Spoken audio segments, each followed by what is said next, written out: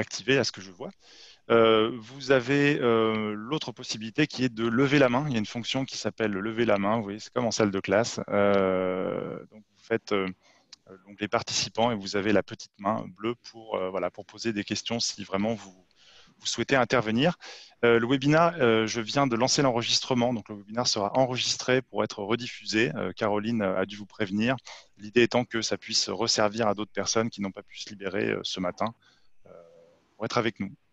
Voilà, donc je commence rapidement la présentation sur l'ESSEC. Donc je vous l'ai dit, moi je suis professeur à l'ESSEC, donc école de management créée en 1907, que vous connaissez sans doute au moins de nom. On a physiquement 4 campus. Le campus dans lequel a lieu la formation avec l'AFF, c'est notre campus de la Défense, qui est notre campus réservé à la formation continue. Vous avez 55 000 anciens ESSEC à travers le monde. En ce moment, à peu près 6 000 étudiants en formation initiale. Donc, ce sont nos programmes de master, la grande école. Et puis, on a évidemment toute une partie formation continue dans lequel s'inscrit pleinement le certificat français du fundraising. Et c'est aussi un des cœurs de notre métier puisqu'on a plus de 5 000 managers en formation sur des programmes de plusieurs durées. Ça va de quelques jours à des masters en tout cas des programmes de quarantaine de jours. Juste pour vous dire qu'on a une trentaine de chaires à l'ESSEC qui sont en fait des centres d'expertise, d'enseignement et de recherche sur des sujets de pointe. Et la philanthropie en fait partie puisqu'on a une chaire sur ce sujet depuis 2011 que j'ai le bonheur aujourd'hui de diriger avec ma collègue Anne-Claire Page, qui est également professeure à l'ESSEC, et on a une petite équipe que vous voyez en photo. Euh, Ça, c'était lors de notre dernière réunion de séminaire d'équipe à Royaumont. On a voilà, comme mission de produire et diffuser des connaissances sur la philanthropie, donc tout ce qui va concerner les financements privés pour l'intérêt général. On s'intéresse à la fois aux fondations, au mécénat d'entreprise, à la philanthropie individuelle. Et donc, le cœur de notre métier, c'est vraiment de produire de la connaissance, la diffuser. Donc, on a surtout une activité de recherche et on a aussi, depuis plusieurs années, développé la partie enseignement et formation. On a un cours que je donne à l'ESSEC d'ailleurs en ce moment en utilisant Zoom et les cours en ligne sur la philanthropie. Je le donne en français et en anglais. Et on a aussi développé un MOOC sur la philanthropie qui s'appelle La philanthropie, comprendre et agir, que certains d'entre vous connaissent peut-être. Et vous avez aussi en image, là, je fais la promo, hein, notre dernier bouquin, Vers une philanthropie stratégique, qui est sorti en janvier aux éditions Odile Jacob.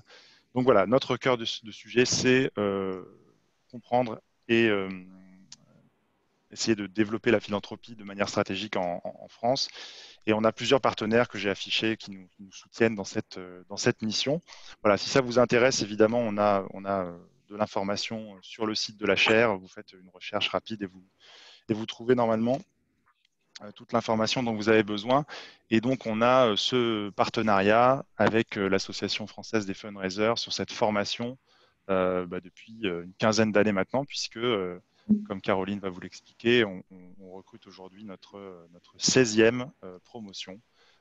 Et donc, ce qui est intéressant, c'est de voir que entre l'AFF et les praticiens de la collecte et du mécénat et ce qu'on fait nous à la chaire en termes de recherche, il y a des liens qu'on essaye de tisser au-delà de cette formation en commun. Moi, j'essaie de participer aux événements de l'AFF. Je sais que des fundraisers aussi, membres de l'AFF, interviennent dans mes cours. Donc voilà, il y a beaucoup de synergie. On espère continuer longtemps comme ça. Voilà, c'était une rapide présentation. Je voulais peut-être laisser la parole maintenant à Caroline qui va vous parler de l'AFF, là aussi en quelques minutes, avant qu'on puisse se concentrer sur notre cœur de sujet qui est le certificat. Caroline, si tu veux bien prendre la suite. Bonjour à tous, donc je suis Caroline Marie, responsable formation au sein de l'AFF. J'espère que tout le monde m'entend bien. L'AFF, je pense que quand même vous connaissez au moins deux noms, ou vous êtes peut-être un de nos nombreux adhérents. Notre principale mission, c'est avant tout de développer et d'animer un réseau de professionnels, tout en favorisant le partage bien sûr entre pairs et d'identifier et de promouvoir surtout les bonnes pratiques. Nous avons été notamment l'un des premiers à créer un code de déontologie du métier. On est là aussi pour vous aider et donc on vous informe à travers différents outils. On a aussi bien la newsletter, le site web, le fundraising magazine et des rencontres entre professionnels. Et on a édité non pas un seul ouvrage qui est les clés du fundraising, mais on a aussi édité un autre ouvrage sur le digital. On est avant tout et aussi un organisme de formation agréé qui nous permet bien sûr d'avoir créé effectivement ce partenariat avec l'ESSEC et de vous offrir ce certificat français du fundraising, qui est une association, un partenariat qu'on a ensemble depuis 2005. Et nous avons aussi une vingtaine de thématiques de formation, à la fois sur un parcours certifiant ou hors parcours, qui permet de vous aider toujours à continuer à monter en compétences. Donc, on est là surtout pour valoriser le métier, le faire reconnaître.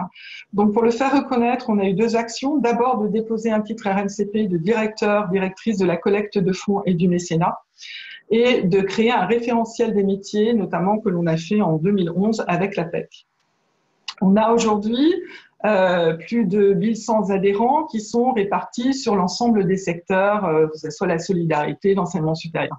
On a de plus en plus de secteurs qui s'ouvrent à ce concept de la collecte de fonds. Donc, effectivement, il y a un potentiel énorme. Si tu veux bien suivre la vidéo suivante, merci Arthur. On a un certain nombre d'événements aussi qui sont très fédérateurs et certains d'entre vous ont peut-être d'ailleurs participé à un de nos événements. Nous avons notamment les conférences de fundraising autour de l'enseignement supérieur et la recherche, la collectivité ou la culture. Mais on a surtout un rendez-vous annuel extrêmement important qui est notamment le séminaire autour de la solidarité. Alors, comme vous le savez, aujourd'hui, on est dans une situation un petit peu compliquée pour organiser les événements présentiels. Donc, on a réagi très vite et on est en train de monter un super séminaire 100% digital en 4 jours avec 25 sessions, plus de 50 intervenants aussi bien nationaux qu'internationaux. Donc vous allez, si vous êtes intéressés, certains vous êtes peut-être déjà inscrits sur notre newsletter, donc on diffuse l'information prochainement et on espère toujours vous accompagner dans ces moments un peu chaotiques et difficiles à vous aider à continuer à exercer votre métier et en tout cas à monter en compétences. On organise aussi bien sûr des petits déjeuners, des after-work en région. Le certificat français du fundraising. Alors, le certificat français du fundraising, c'est avant tout une formation de très haut niveau que nous avons montée en partenariat avec l'ESSEC Executive Education et qui est accréditée aussi par l'European Fundraising Association, et je m'excuse de mon accent. Elle a une durée, cette formation, de 16 jours, soit 120 heures. Nous avons une promotion que de 30 personnes qui seront sélectionnées sur dossier et nous avons certifié depuis 2005 360 candidats. Donc, on a une seule et unique promo par an.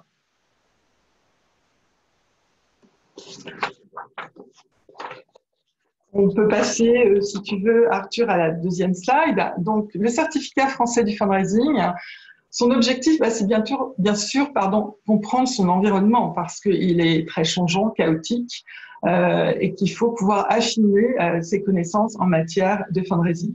C'est avant tout aussi concevoir une stratégie de fundraising et convaincre vos interlocuteurs qui sont multiples.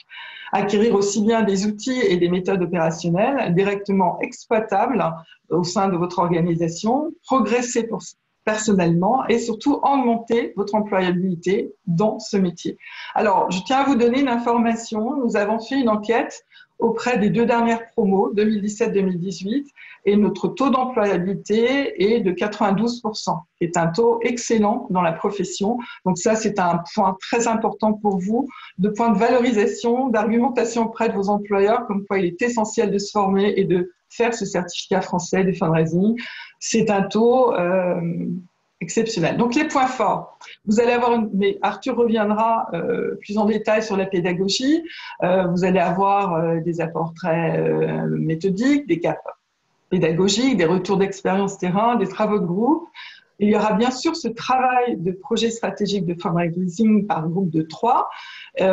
Ce travail est très important et justement dans votre dossier de sélection, votre projet de stratégie de fundraising sera essentiel. Vous aurez un accès à un réseau de professionnels, aussi bien le réseau de l'AFF que le réseau de l'ESSEC, qui sera évidemment très riche puisque notre philosophie, c'est un échange entre pairs. Et vous obtiendrez donc 2 certificats, celui du certificat français du fundraising et vous aurez aussi le titre RNCP de directeur ou directrice de la collecte de fonds et du mécénat. Donc, les conditions pour y participer, il faut avoir au moins un minimum d'un bac+2 validé, avoir 5 ans d'expérience professionnelle, avoir au moins une année d'expérience dans le fundraising ou éventuellement dans le marketing, communication ou le développement commercial. Il faut être en mesure, comme je le disais tout à l'heure, être capable de présenter un projet stratégique de fundraising et qui soit concret en lien avec une structure d'intérêt général. Vous serez donc sélectionné sur ce dossier de candidature que vous pourrez obtenir en téléchargeant directement sur notre site internet, donc le site internet de l'AFF, à la page formation certifiante, vous avez une page sur la certification française du fundraising. Vous trouverez 2 éléments, le programme avec un certain nombre d'informations très précises sur les prises en charge et le dossier de candidature que vous pourrez directement télécharger et nous le retourner. Donc, pour nous le retourner, c'est simple. Vous avez une adresse mail, c'est formation@fundraiser avec un S, bien sûr, vous êtes plusieurs, .fr. Je vous conseille de nous le retourner avant le 1er juin 2020. Cette année, nous n'utilisons pas l'accusé de réception parce que la situation est trop complexe. Donc, j'accuserai personnellement réception de votre dossier de candidature par retour de mail. Le jury se réunira mi-juin pour étudier donc les dossiers et vous serez aussitôt informé avant la fin juin de votre sélection pour démarrer le 1er juillet un webinaire de 2 heures sur la présentation, l'introduction du certificat du fundraising. Oui, je rebondis sur ce que dit Caroline. Effectivement, cette année, du fait de la pandémie et du confinement actuel, on a dû un peu on va dire, accélérer notre processus et donc on a des dates à la fois de remise des dossiers et de réunion de notre jury de sélection un peu plus tôt dans l'année.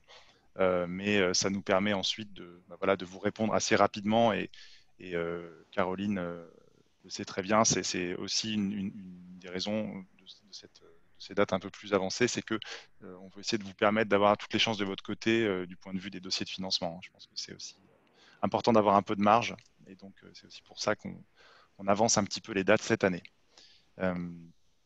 Caroline, je ne sais pas si tu as des choses à ajouter peut-être sur le financement. Oui, alors rapidement sur le financement, sachant que je suis à votre disposition pour répondre sur des cas particuliers. Je ne peux pas là aujourd'hui traiter les cas individuels. Alors, il y a des grandes lignes. D'abord, premier conseil, je vous suggère et je vous conseille vivement de faire votre demande de financement dès demain. Pourquoi ? Parce que la situation est complexe aujourd'hui. Il y a une réforme qui demande souvent des temps d'attente un peu plus longs et le coronavirus freine un petit peu toutes les organisations. Donc, je vous conseille de le faire. Il n'y a aucune incidence que vous soyez pris ou pas sur la sélection du dossier. Faites-le. Après, on verra ensemble comment on peut faire. Alors, il y a plusieurs solutions en fonction de votre situation. Vous êtes salarié dans une structure, votre employeur est d'accord pour vous accompagner dans la montée de vos compétences, eh bien, vous nous contactez directement et nous vous établissons un devis, programme, tout le dossier complet pour que vous puissiez le retourner à votre employeur qui fera une demande auprès de son OPCO dans le cadre d'un plan de développement de compétences. Et là, c'est la partie la plus simple et la plus efficace. Après, vous pouvez très bien ne pas vouloir solliciter votre employeur, c'est votre choix. Vous pouvez bien sûr mobiliser votre compte personnel de formation puisque le titre RNCP de directeur de la collecte de fonds et du mécénat vous le permet. Mais là, je vous conseille de revenir vers moi pour qu'on voit toutes les modalités. Et puis, vous avez aussi une possibilité, vous pouvez être salarié actuellement et vous dire, ben voilà, moi j'ai envie d'évoluer et de devenir aussi un fundraiser. Alors, vous avez la possibilité de mobiliser votre compte personnel de formation de transition professionnelle. Aujourd'hui, c'est la région qui le gère. Donc, dans le dossier justement du programme qui est sur le site internet de l'AFF, vous verrez un certain nombre de liens que je vous ai mis pour que vous puissiez justement voir si vous êtes éligible à ce compte personnel de transition professionnelle. Et vous avez aussi toutes les adresses des régions. pour que vous puissiez monter votre dossier. Mais n'hésitez pas, on est là, moi et Aïchetou, qui est l'assistante de formation de l'AFF, pour vous accompagner dans vos démarches. Et puis, bien sûr, vous pouvez aussi faire une demande auprès de Pôle emploi. Alors, je tiens à être prudente là-dessus parce que, objectivement, Pôle emploi accompagne de moins en moins des certifications d'un niveau aussi élevé. Ils ont tendance à mettre leur budget sur des formations beaucoup plus basiques. Donc, ça peut être difficile. On a eu rarement des acceptations venant de leur part. Voilà. Je crois que je vous ai dit tous les points importants et surtout, on est à votre disposition. Donc, voilà nos adresses mail. Ou, Caroline, moi-même, Aïchetou, qui est l'assistante qui nous écoute là en ce moment, qui m'accompagne dans ce travail, notre numéro de téléphone. Et puis, je vous ai mis aussi le lien où vous allez trouver justement votre dossier de candidature et le programme où vous avez toutes les informations, dates, mais aussi tous les liens possibles pour aller un petit peu plus loin déjà dans votre recherche de financement. Mais on est surtout là pour vous accompagner, donc n'hésitez pas. Super, merci Caroline. Et je t'en prie. Avant, on est parfait sur le timing. Avant de rentrer dans le détail du programme, Alors, je crois que j'ai discuté, moi je vous quitte 2 minutes. justement, j'allais proposer de éventuellement prendre quelques questions si vous avez des questions sur la partie candidature, dossier de candidature ou financement, qui soient des questions plutôt d'ordre général, hein, comme le disait Caroline. Je pense qu'il y a des cas très particuliers peut-être qui sont possibles d'être traités individuellement. Je vois que Laurence a levé la main. Laurence, vous pouvez activer votre micro, on vous écoute. Alors, on vous entend Oui, pas, bonjour. Laurence. Merci. Bonjour, merci. Bonjour. Savez-vous si on peut cumuler le CPF et Pôle emploi? C'est-à-dire, est-ce que les deux aides sont cumulables ou pas? Parce que Pôle emploi a toujours un plafond en fait de prise en charge. Et est-ce que les deux Oui. sont cumulables? Oui, vous pouvez cumuler les deux. Oui. D'accord.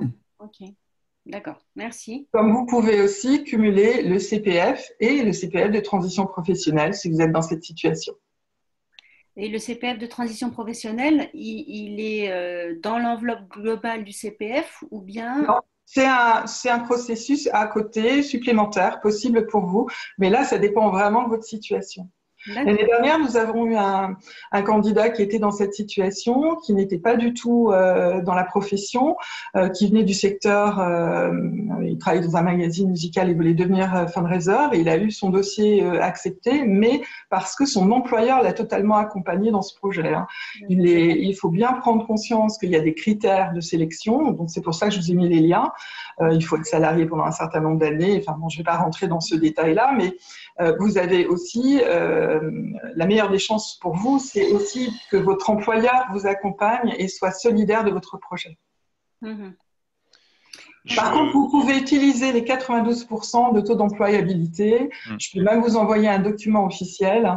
Ça, c'est vraiment un argument vis-à-vis de toute personne pour justement valoriser cette formation. C'est quelque chose de très important. Donc ça, il n'y a pas de souci. Si éventuellement vous avez besoin de ce document, je pourrais vous le fournir. Merci.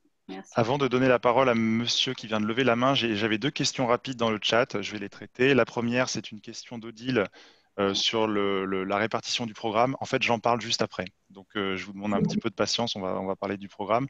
Orlan qui demande s'il y a un entretien oral après la sélection du dossier. Et alors, la réponse est non.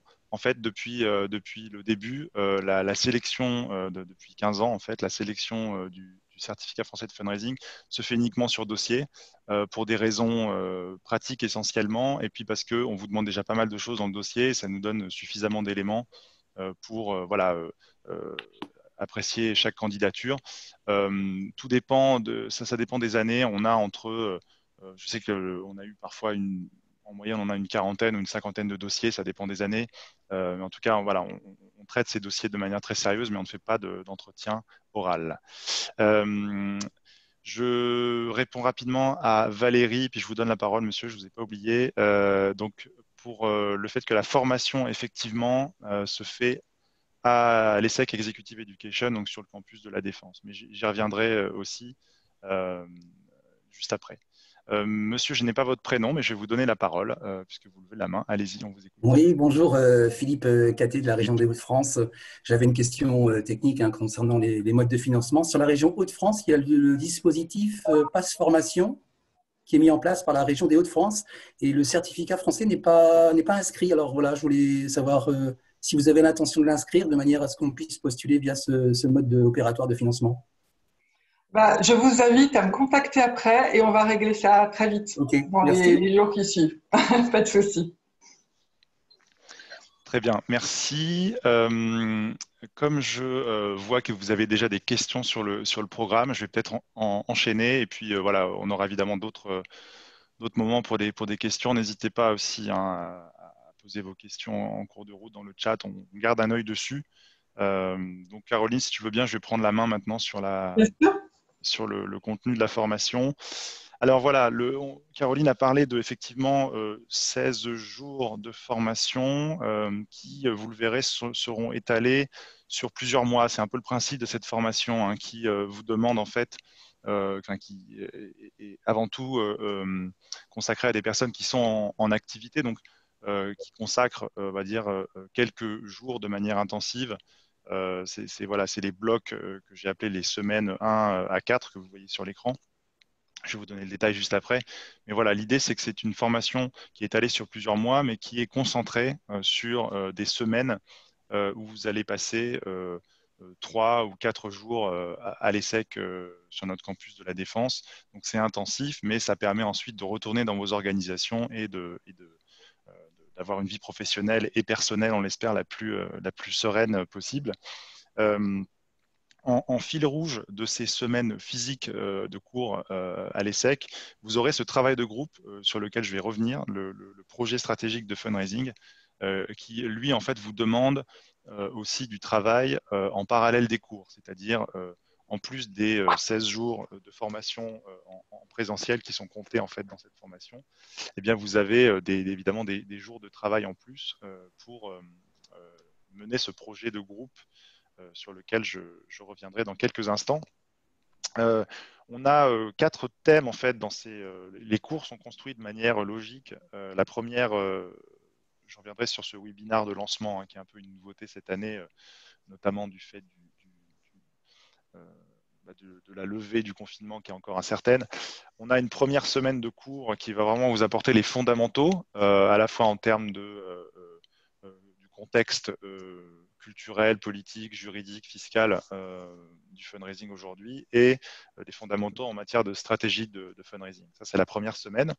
Une deuxième semaine plutôt consacrée à l'ensemble des cibles, à l'ensemble des publics auprès desquels on peut s'adresser, on peut collecter. Donc là, vous aurez des cours, vous allez voir, spécialisés par cible, par approche. Une troisième semaine plutôt sur les questions de management et d'analyse, donc analyser les bases de données, analyser son environnement, être en capacité de concevoir et gérer un budget de collecte, les questions de gestion d'équipe, tout ça on va l'aborder en semaine 3. Et puis la semaine 4, on est plutôt sur une semaine d'ouverture, à la fois à des questions de collecte à l'international, de innovation au sein même des organisations qui collectent. Et puis vous allez voir des cours pour préparer votre prise de parole en public dans cette 4e semaine. Je vais aller un peu dans le détail en vous montrant le programme, le planning prévisionnel. Alors, les dates qui sont indiquées, on s'engage à ce qu'elles restent les bonnes. Il pourra y avoir des petits changements internes au sein des semaines, par exemple un cours qui va passer du mardi au mercredi. Mais en tout cas, la logique d'ensemble sera respectée. Et puis les dates qu'on vous propose sont déjà des dates que vous pouvez noter dans vos agendas respectifs pour justement prévoir de consacrer le temps nécessaire à cette formation. Donc vous le voyez, on commencera cette année, c'est une nouveauté, par on va dire un webinaire de lancement de la formation. On va rentrer dans le vif du sujet dès le 1er juillet. On utilisera sans doute ce même format, le format Zoom que vous connaîtrez maintenant. Et en présentiel, on se retrouve pour la rentrée physique le lundi 28 septembre. Où là, on va rentrer dans le cœur du sujet du PSF. Et puis, un premier cours que j'animerai sur la philanthropie, définition, concept et enjeu. Et ensuite, voilà, on enchaîne la première semaine. Donc ça, c'est pour, on va dire, le webinaire de lancement et les semaines 1 et 2, dont je vous ai parlé. Semaine 1 plutôt, vous voyez, sur les fondamentaux, et semaine 2 en novembre sur tous les publics de collecte. Je passe ensuite à la deuxième partie du calendrier. Donc là, c'est les semaines 3 et 4, et puis la clôture de la formation.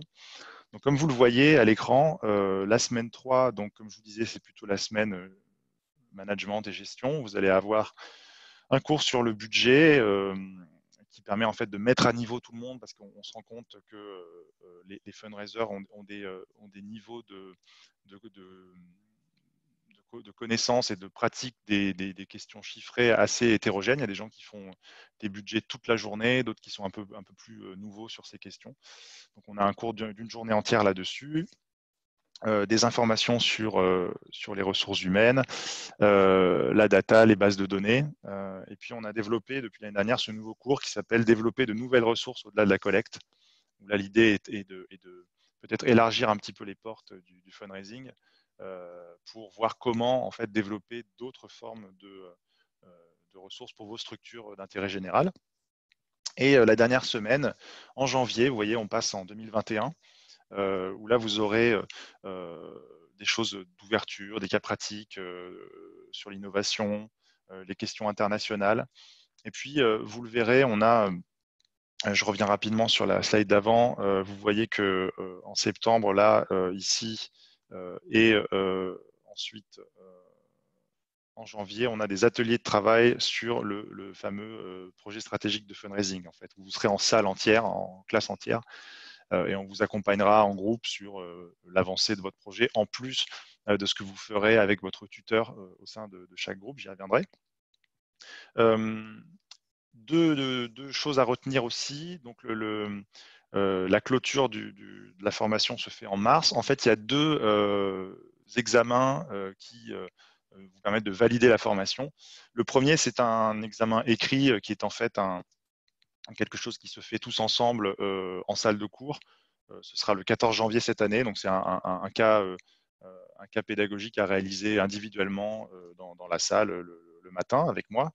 Et le 9 mars, ce sera en fait le dernier jour, on va dire, puisque ce sera la présentation de vos PSF, de vos projets stratégiques de fundraising, en face d'un jury, un jury de professionnels de 3 personnes. Donc tous les groupes seront répartis dans la même matinée et il y aura à peu près 1 heure par groupe, donc 20 minutes de présentation, à peu près une demi-heure de questions-réponses. Et là, voilà, ce sera l'occasion de présenter les conclusions de votre PSF à ce moment-là, le fameux fil rouge dans toute la formation.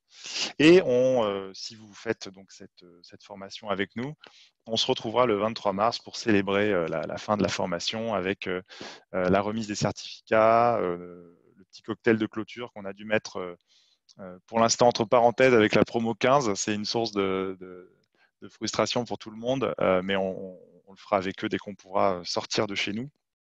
Mais voilà, c'est un temps festif, un temps important qui marque la fin de ce parcours ensemble. Et Caroline en est témoin. On a des promotions, un esprit de promo qui est vraiment très fort dans cette formation.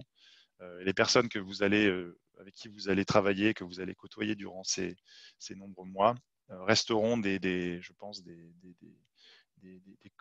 amis, des collègues que vous allez recroiser, avec qui vous allez garder des liens très forts. Un mot peut-être sur le PSF, puisqu'on a souvent pas mal de questions sur cette modalité. C'est vrai que c'est une des forces de la formation, Caroline en a parlé.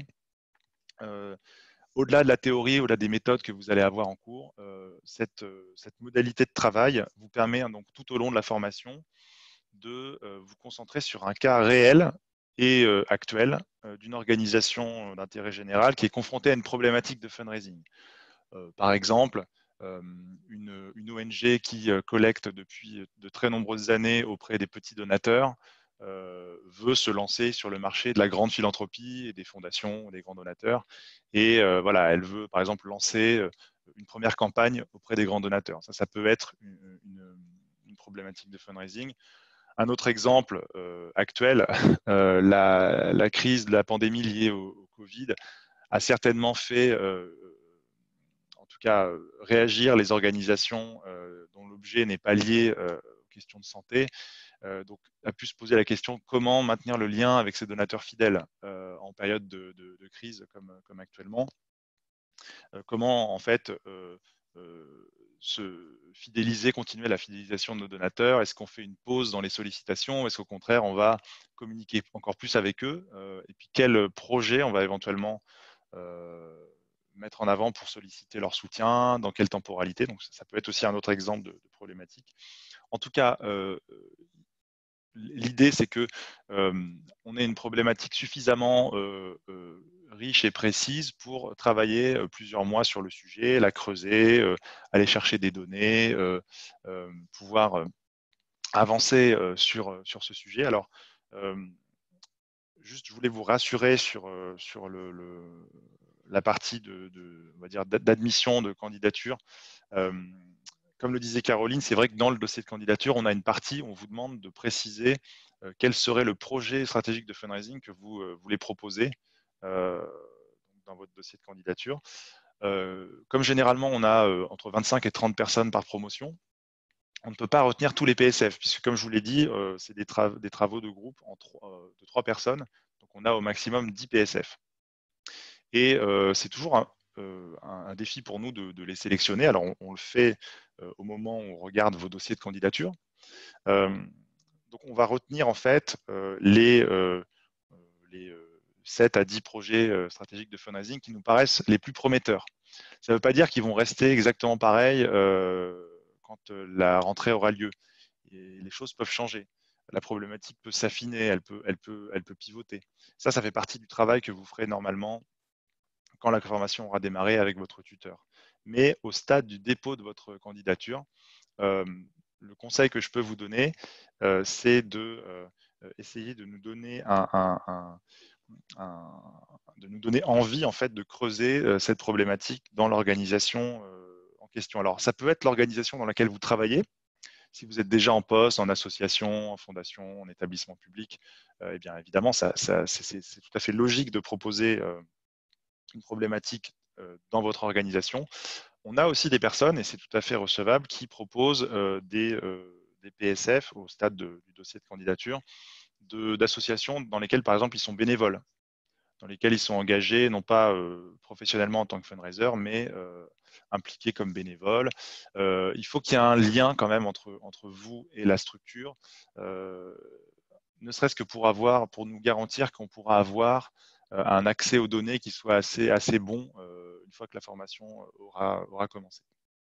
Donc, les 3 critères globalement qu'on retient au stade de votre dossier pour les PSF, c'est le fait que le projet ou la structure qui fait l'objet du PSF est suffisamment solide pour nous faire penser qu'elle ne mettra pas la clé sous la porte pendant la durée de la formation et que vous pourrez vraiment travailler sur un cas concret. La pertinence et l'originalité du sujet, de la problématique. C'est vrai qu'un écueil qu'on a parfois, c'est qu'on a un peu toujours le même genre de questions. Par exemple, comment lancer la collecte de fonds dans une association qui n'en fait pas. Bon, c'est vrai que posé comme ça et sans détails supplémentaires, c'est un petit peu sec. Et c'est vrai qu'on préfère avoir des problématiques un peu plus originales, un peu plus travaillées, même si, une fois de plus, ce n'est pas forcément celle que vous allez garder tout au long de la formation. Ça va s'affiner, ça va changer, vous allez forcément réajuster en cours de route, mais donnez-nous envie en fait de creuser le sujet avec vous. Et puis voilà, un troisième critère, c'est il faut qu'on sente que on aura quand même une possibilité pour le groupe d'aller prendre de l'information, collecter des données. C'est vrai que si c'est dans une association qui voit d'un très mauvais œil que des personnes travaillent sur leur cas ou qu'il y a un blocage total sur l'accès à des données, ben, ça peut être problématique. En tout cas, je voulais vous rassurer à ce stade-là. On est dans un cas, on est dans une situation où on doit sélectionner les PSF les plus prometteurs. Ça ne veut pas dire que ceux qui ne sont pas retenus sont mauvais. C'est peut-être des PSF qui vont nous paraître trop risqués ou peut-être qui vont être trop proches de ceux qu'on a déjà sélectionnés dans la même promotion. En fait, on veut aussi un petit peu de variété entre les sujets. Et Juste pour vous rassurer aussi, ce n'est pas parce que votre PSF n'est pas accepté au stade du dossier de candidature que vous allez passer une moins bonne formation. Ça, c'est important. On a beaucoup d'anciens, on pourra demander à Judith, qui en fait ont adoré travailler sur le cas d'une organisation qui n'est pas la leur. Ça leur permet de découvrir un nouveau monde, un nouvel univers de collecte. Par exemple, quand on bosse dans la culture, ça permet de découvrir quelque chose qu'on ne connaît absolument pas, par exemple les établissements médico-sociaux ou que sais-je. Et donc, c'est aussi une façon de découvrir d'autres univers. Donc, voilà, les PSF qu'on retient, c'est surtout ceux qui nous paraissent être les plus prometteurs en termes de travail sur la durée. Je vois 2 mains qui se lèvent. Je vais peut-être prendre les questions à ce stade, sachant que je n'ai pas tout à fait fini sur les PSF. Mais Alors justement, Arthur, si je me permets de t'interrompre, il y a justement une question sur le PSF. Je fais ça pour t'aider un petit peu. Il y a une personne qui pose la question, est-ce qu'il est possible de proposer 2 sujets de PSF? Je préférerais que vous en proposiez un et que vous soyez investi à fond dans celui-là. En fait, on a rarement 2 organisations différentes dans les projets de PSF. Par contre, vous pouvez avoir 2 sujets sur la même organisation, 2 angles possibles pour la problématique. Ça, je dirais que on peut effectivement étudier ça. Idéalement, on a une problématique pour une organisation, mais si vous hésitez vraiment entre 2 super problématiques, allez-y, mettez les 2 dans le dossier, on regardera ça. Je vais peut-être donner la main à Marina qui avait une question. Allez-y Marina, si vous voulez bien activer votre micro. Ah, je sais. Est-ce que vous m'entendez? Non. On vous entend faiblement, mais on vous entend. Est-ce que vous m'entendez mieux comme ça? Oui, allez-y, on Parfait. vous entend. Donc, vous voyez que ma bouche, je m'excuse. Bonjour. Pas grave. Une question peut-être particulière. L'association dans laquelle j'ai travaillé comme responsable de développement a fermé ses portes complètement il y a quelques semaines. Donc, elle ne pouvait plus me servir comme organisation accompagnatrice. Et en vue du confinement, c'est un peu compliqué de faire le contact à une autre organisation avec laquelle je pourrai peut-être développer un projet. Donc, ma question, est-ce que c'est peut-être possible d'accéder au réseau des anciens participants pour trouver une organisation haute voilà, est-ce que vous auriez une idée comment surmonter ce challenge?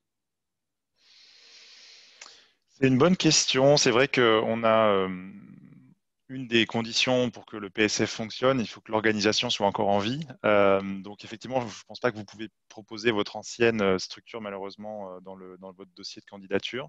Je dirais que le conseil qu'on donne en général, c'est plutôt dans ces cas-là de vous rapprocher de structures que vous connaissez pour avoir soit être engagé actuellement dans cette structure, soit une structure dont vous souhaiteriez vous rapprocher. Alors après, je ne sais pas exactement, Caroline, est-ce que ça se... Je ne sais pas exactement si on peut faire une espèce de marché des projets. Je pense que c'est... en tout cas, ça peut être intéressant que vous regardiez autour de vous. En tout cas, je n'ai pas, moi, nécessairement de liste de projets qu'on pourrait vous proposer. Je ne sais pas, Caroline, si tu as une réponse là-dessus. Non, pardon, est-ce que je peux préciser ma question? Allez-y, madame, oui. Avoir des idées comme de futurs projets, ça ne me cause pas de problème. J'aurai une quantité de questions intéressantes que je voudrais très, très bien m'approfondir. C'est plutôt carrément avoir l'organisation pour la base, pour mettre les idées sur une simulation réaliste. Donc, c'est carrément avoir l'organisation avec laquelle, si j'ai bien compris, ce projet doit être établi. Oui, on a bien compris votre question. En fait, vous posez la question de l'accès au réseau des anciens. C'est pour ça que je me tournais vers Caroline, peut-être sur ce point. Oui. Alors, je vais pouvoir un petit peu vous aider. Effectivement, il y a un club des anciens du CFF qui existe. Ils ont une page sur LinkedIn. Bon, c'est une page qui est fermée, mais vous pouvez essayer de les contacter par ce biais et de les solliciter. Et ce qu'on pourrait faire aussi, c'est peut-être vous mettre en relation avec on va dire la porte-parole de la promo sortante. Ça peut être peut-être quelque chose oui. qui peut être fait après ce webinaire. Merci beaucoup. Merci Marina. Laurence avait la main levée aussi. Oui, pardon. Dans la sélection des candidats à la promotion, bien sûr qu'il faut que le PSF soit cohérent et valide, mais si vous ne sélectionnez pas le PSF, est-ce que le candidat reste sélectionnable? Oui, bien sûr, bien sûr. En fait, on regarde. La première chose qu'on fait, c'est de prendre les meilleurs dossiers. Donc, on regarde évidemment tout, le parcours, le profil, voilà. En Ouais, fait, c'est au sein on va dire des 30 qu'on va retenir, qu'on va regarder les PSF qui vont nous paraître les plus ok. prometteurs. C'est dans cet ordre-là que ça se fait. Très bien, merci. Je vous en prie. Si je ne vois pas d'autres mains levées, je vais continuer. Rapidement, parce que c'est vrai que je pourrais parler du PSF pendant des heures. Euh, Caroline en a déjà un petit peu parlé. Le but de cette modalité pédagogique, c'est de mettre en application des choses que vous allez voir en cours sur un cas réel, une problématique de fundraising réel. Je voulais juste insister sur le fait que le PSF doit rester avant tout un exercice d'apprentissage. Je sais que certaines personnes qui proposent un projet ont pu par le passé faire des promesses, on va dire, assez fortes à leur organisation, du genre, voilà, on va vous donner un dossier stratégique super ficelé à la fin de la formation. Voilà, financez-moi pour que je fasse cette formation. Je mets juste un petit peu en garde les candidats là-dessus.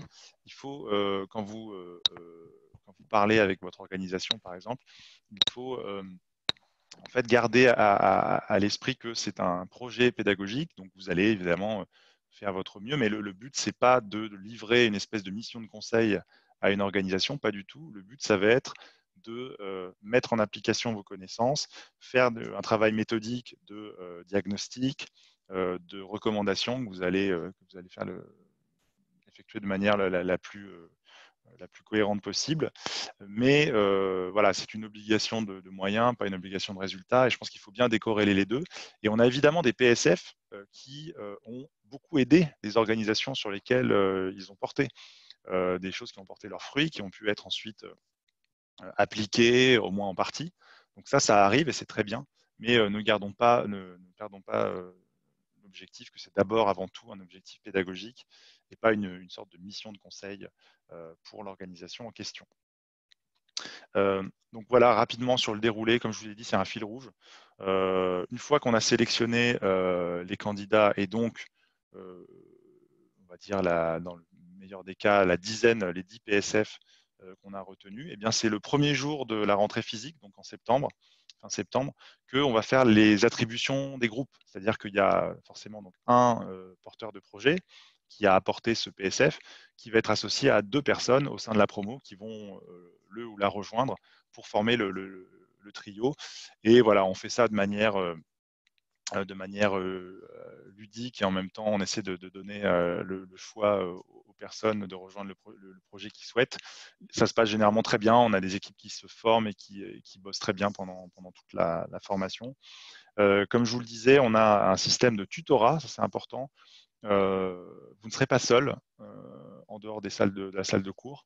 Vous aurez un tuteur expérimenté qui est donc un fundraiser qui est soit en poste avec une position de directeur ou directrice du développement, soit consultant chevronné, qui vont vous accompagner en termes de méthode de septembre à mars pour vous aider à accoucher des différentes étapes, vous aider à vous organiser et puis voilà, vous donner un peu l'état d'esprit aussi de ce PSF. Ce n'est pas l'idée n'est pas qu'il fasse le travail à votre place, mais qu'il vous accompagne dans la méthode pour justement asseoir votre propre diagnostic et vos propres idées. Mais en tout cas, c'est une modalité qui, avec l'expérience, indispensable pour aider les groupes à progresser, parce que c'est vrai que c'est un travail supplémentaire en dehors des heures de cours. Et comme je vous le disais, on a un certain nombre d'étapes. Bon, évidemment, vous en saurez plus si vous candidatez et que votre candidature est retenue. Mais ça nous emmène jusqu'à mars avec la présentation justement de votre travail de manière synthétique lors du jury. Bon, ça, j'ai déjà un peu répondu sur l'évaluation. On on a un jury on a des jurys qui sont composés de professionnels. Il y a un document écrit qui fait un peu la synthèse de votre travail, mais c'est pendant la présentation que vous aurez l'occasion de présenter en détail ce que vous avez fait. Le fond et la forme sont évidemment importants. Notre but à nous, c'est que tout le monde ait son certificat. Donc, on a des intérêts alignés avec les vôtres. La seule chose, c'est qu'on ne donne pas le certificat de manière automatique. C'est-à-dire qu'il faut qu'il y ait un travail qui soit fait. Et justement, je termine là-dessus.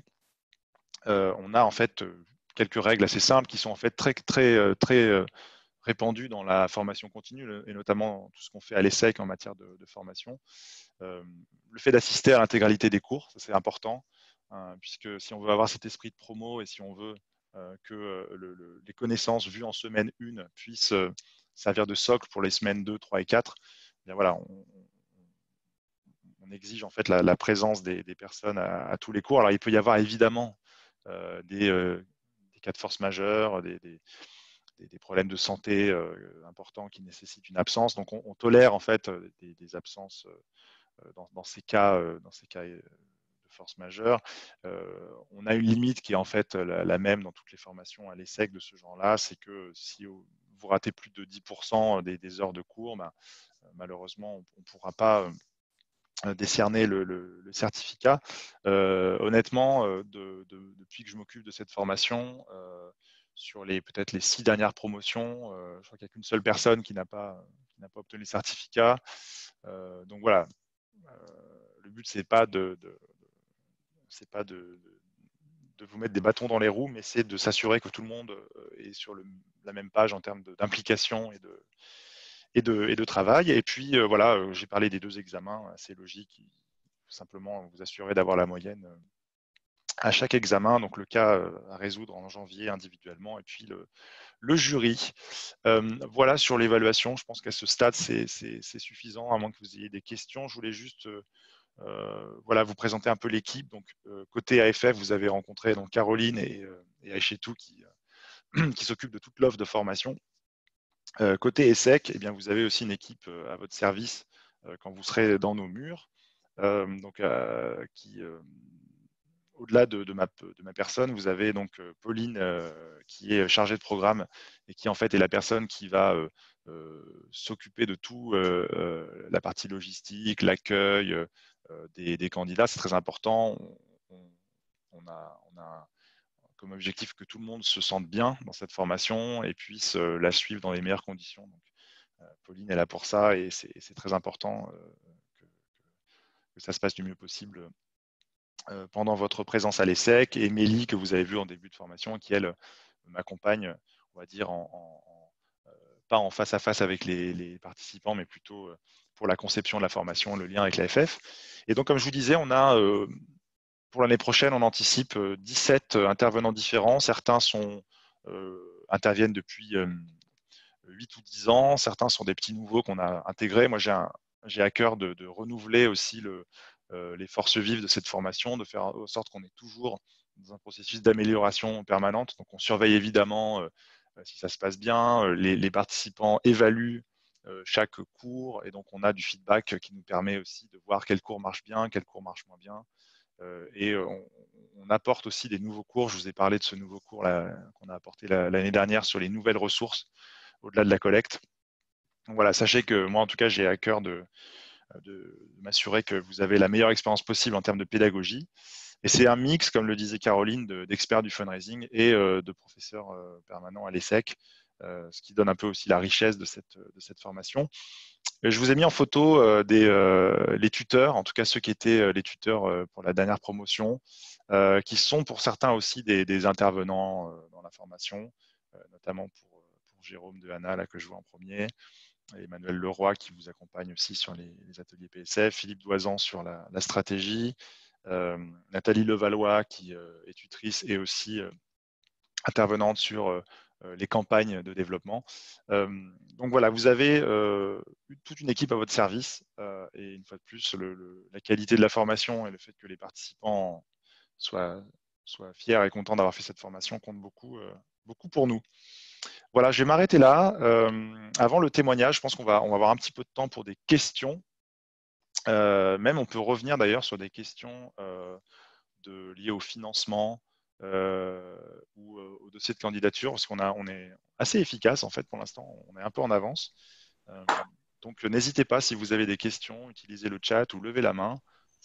C'est le moment si vous voulez vous exprimer. Caroline, tu as peut-être des choses à ajouter suite à ce que j'ai présenté? Non, c'était parfait. Je pense que c'est clair. Peut-être que certains ont, après un temps de réflexion, je vois quelqu'un qui s'interroge. Quelle grande différence entre le parcours? Ah voilà. Alors effectivement, on me pose une question de la différence entre le certificat français du fundraising et le parcours certifiant qu'organise aussi l'AFF. Alors, il y a une grande différence, c'est déjà l'idée de la promotion. La promotion, c'est quelque chose que vous n'avez pas sur le parcours certifiant. Il y a une différence, c'est qu'aussi vous êtes sélectionné sur dossier. Donc vraiment, je dirais qu'il y a vraiment ces deux approches différentes. Le parcours, c'est très modulaire. Vous choisissez quand vous démarrez, quand vous finissez. Vous avez que des formations avec une grande majorité d'ailleurs des mêmes intervenants qu'à l'ESSEC, puisque en fait, à peu près, on va dire 80% des intervenants au sein du certificat français du fundraising interviennent aussi à l'AFF.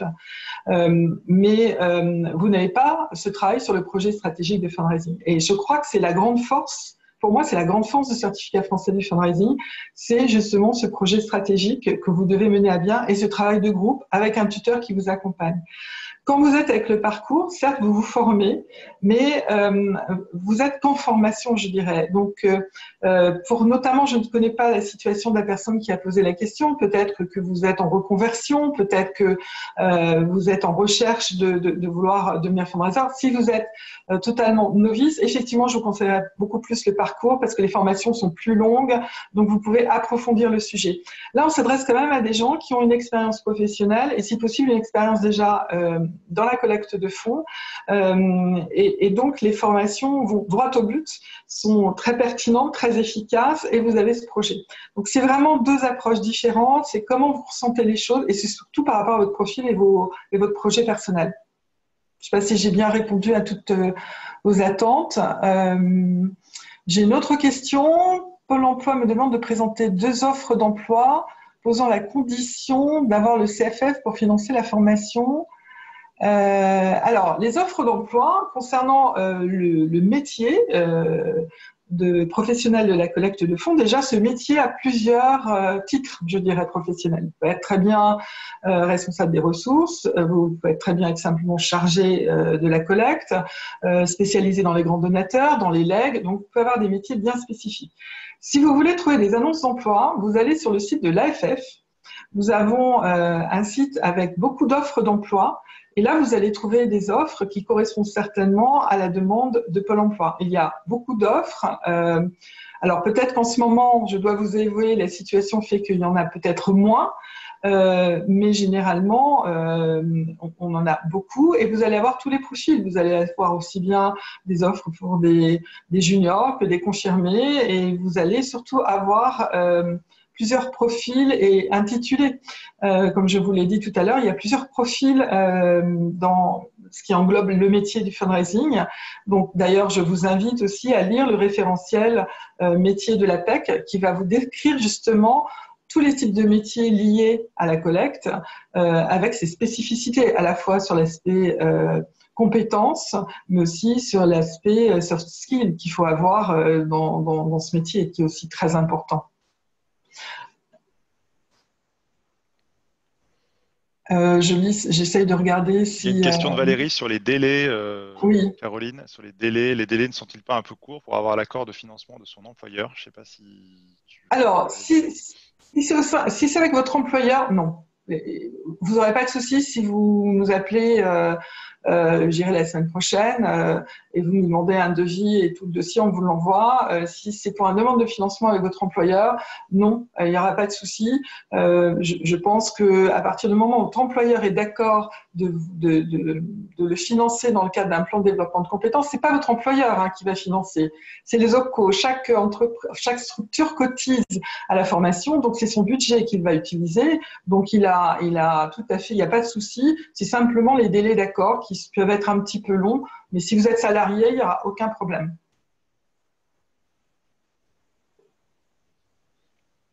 Alors là, j'ai un compliment, donc merci à Odile qui me dit que le site de l'AFF est extrêmement bien fait. On aime bien les compliments de temps en temps, ça fait du bien. Et bien fait en matière d'information et d'offres d'emploi. Ben, merci beaucoup, Odile. Idem pour le dossier réalisé par la PEC qui est une mine d'information. Eh ben vraiment, je suis ravie qu'Odile, vous soyez si content. Merci pour ce compliment. Merci aussi Maria, non, c'est Valérie Maria, pardon, excusez-moi, je ne lis pas très bien. Est-ce que vous auriez éventuellement d'autres questions, même sur plus l'ingénierie pédagogique que vous allez avoir, autre que les formations? De mon côté, si je peux peut-être ajouter quelque chose, donc il se trouve que j'ai prévenu notre ancienne Judith pour qu'elle puisse nous rejoindre un peu avant l'heure qu'on avait prévue, puisque effectivement on va assez vite. Je voulais juste rebondir, je vois que deux personnes s'expriment là sur les financements. Peut-être juste pour vous dire que on a une question qui revient souvent à ce stade, c'est la question des personnes qui sont plutôt en reconversion professionnelle. Je ne sais pas si c'est le cas d'un certain nombre d'entre vous. Notre philosophie en la matière, c'est que la formation, le certificat français du fundraising, est essentiellement destiné aux personnes qui ont déjà un pied dans la collecte de fonds. Caroline le précisait dans les profils en fait qu'on recherche pour cette formation. Mais on a, je dirais, une sorte de quota. Alors, on n'a pas de quantité fixe en la matière, mais on essaye d'avoir quelques places au sein de la promo pour des personnes qui sont vraiment en reconversion, par exemple, qui viennent du secteur privé ou de l'administration et qui n'ont pas eu d'expérience de collecte, mais des expériences qui peuvent être, on va dire, qui peuvent aider dans une partie du métier ou des métiers de la collecte. Je pense par exemple aux personnes qui ont l'expérience on a eu des commerciaux par exemple qui ont rejoint la formation, une personne qui était avocate, une personne qui était fonctionnaire territorial avec une grande expérience dans les partenariats entreprises. Donc on est ouvert à ce genre de profil. Notre seul on va dire, but en la matière, c'est que la promo reste majoritairement composée de personnes qui ont déjà une pratique de la collecte de fonds pour essayer de tirer le niveau général vers le haut et que les personnes qui sont en plus nouvelles puissent rapidement se mettre dans le bain et aussi s'inspirer et se faire aider par leurs camarades de promo qui ont déjà plus d'expérience. Donc on accepte les bons dossiers de personnes en reconversion, mais on doit composer avec un équilibre. On doit garder une forte majorité de personnes qui sont déjà, on va dire, socialisées dans le fundraising ou dans les organisations d'intérêt général. Vas-y, il y a plusieurs questions dans le chat. Ouais, vas-y. Je voulais te suggérer d'autres questions. Il y a des personnes qui me demandent si on aborde la collecte de fonds privés dans le programme. De fonds publics, c'est ça? Oui, de fonds publics, pardon. Alors, c'est une bonne question. La réponse, pour l'instant, est non. C'est une particularité, je dirais, historique de cette formation qui s'est justement concentrée sur la collecte de fonds privés, donc les dons des particuliers, des entreprises, des fondations. Il est vrai qu'aujourd'hui, certaines personnes ont, on va dire, les deux périmètres dans leur poste. C'est une question, on pourrait songer à ouvrir, mais c'est vrai que il y a deux raisons qui, pour l'instant, nous ont freiné à cette piste. La première, c'est qu'il existe des formations, ou en tout cas des compétences très spécifiques dans le montage de projets, par exemple de financement européen, notamment, qui sont extrêmement spécifiques et qui existent déjà. Et la deuxième limite, c'est qu'on a déjà un nombre d'heures et en fait, on a déjà un nombre de cours qui est important. On a plusieurs participants qui se trouvent ça formidable de pouvoir avoir un aperçu de tous les thèmes que j'ai abordés dans le programme, mais avec déjà une limite physique pour nous qui est qu'on ne peut pas multiplier le nombre d'heures, sinon voilà, la formation aurait un format différent, elle coûterait aussi plus cher. Donc on est un peu limité par le nombre d'heures. En tout cas, c'est une piste intéressante parce qu'aujourd'hui, les frontières entre les financements publics et les financements privés peuvent bouger. Donc on a un œil attentif là-dessus. Mais pour l'instant, non, il n'y a pas de contenu spécifique sur la collecte de fonds publics, si ce n'est que certaines des techniques et des stratégies que vous allez apprendre vont aussi vous servir pour collecter des fonds publics, je pense. D'autres questions Alors, Laurence qui dit, quand vous parlez de collecte, évoquez-vous aussi la recherche de financement via des activités commerciales? Alors, c'est une bonne question et justement, là aussi, historiquement, la formation qu'on fait avec l'AFF se concentre plutôt sur la collecte de dons et de mécénat. Mais comme je vous l'ai dit, on a ouvert un cours d'une demi-journée sur le développement de nouvelles ressources au-delà de la collecte, qui correspond exactement à ce que vous dites. Activités commerciales, partenariats, entreprises qui ne prennent pas la forme de mécénat. Donc ça, on le traite dans une demi-journée de cours, plutôt en ouverture. Le reste de la formation est quand même centré sur la collecte de fonds de type dons et mécénat. Alors, je regarde rapidement les autres questions. Je ne sais pas si Caroline, tu as un œil dessus aussi.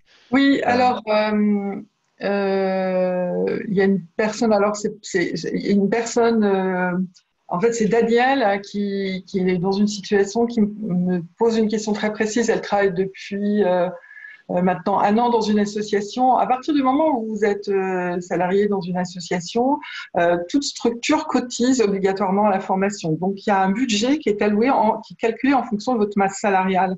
Donc, de toute façon, le mieux, c'est de candidater, de solliciter votre co à travers votre employeur, mais je crois que c'est vous la présidente de l'association, et de voir un petit peu le retour de votre structure. Moi, individuellement, je ne peux pas vous dire s'ils vont vous accepter ou pas. Chaque OPCO est différent.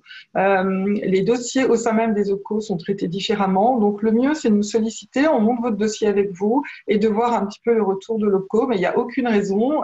Vous pouvez effectivement candidater et avoir un financement. Tout est possible. Donc, il y a encore un nouveau message. Il y avait une autre question. Oui, il y avait une question sur des critères de sélection de dossiers. Est-ce que, Arthur, tu voudrais peut-être préciser on en a déjà un peu parlé. Il y a certaines questions qui sont des questions qui répètent des points qu'on a abordés. Je pense notamment le montant de la formation. Oui, c'est bien 6 300 € net. Les critères de sélection des dossiers, on l'a effectivement pas forcément abordé. Je pense que c'est assez. On a parlé plutôt de la dimension PSF. Comme le disait Caroline, hein, on va d'abord regarder si vous avez, si votre profil correspond aux conditions évoquées par Caroline, le fait que vous avez déjà 5 ans d'expérience, 1 an au moins d'expérience dans la collecte ou dans des fonctions équivalentes.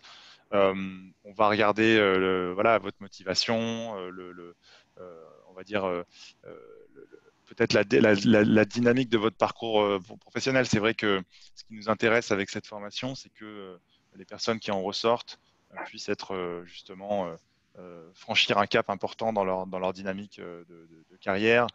On sait, et d'ailleurs je fais un petit clin d'œil parce que je vois que Judith est arrivée et je la remercie d'être là. Je vais lui donner la parole dans quelques minutes. Elle répondra sans doute mieux que nous à vos questions qui sont sans doute encore présentes. Juste pour vous dire, voilà, on a des critères qui sont, voilà, est-ce que cette personne est dans une dynamique pour laquelle le certificat va vraiment apporter quelque chose?